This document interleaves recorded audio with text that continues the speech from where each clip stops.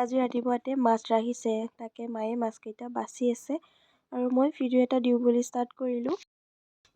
এয়া ঘৰৰ বগৰী ৰ'দত শুকাই থৈ দিছে, আচাৰ বনাম আৰু এইখিনিৰে। আৰু এইটো জাতিলাও, মানে আমি পানীলাও বুলি কওঁ।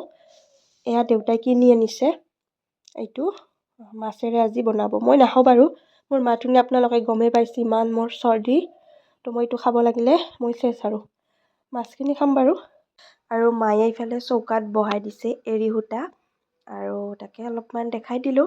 আৰু আঞ্জাখন হৈ গ'ল, দেখিছেনে ইমান টেষ্টি হৈছে, কিজানি মইহে খাব নোৱাৰোঁ। দেউতাই বজাৰৰ পৰা আনিছে, ইয়াতে আলু আৰু কিবা কিবি আছে, কবি চবি আছে নেকি। আৰু ইফালে আনিছে এয়া, ইয়াতে কি কি আছে মই ভালদৰে দেখা নাই, তেওঁলোকক দেখাই আছোঁ। এয়া ফুলকবি,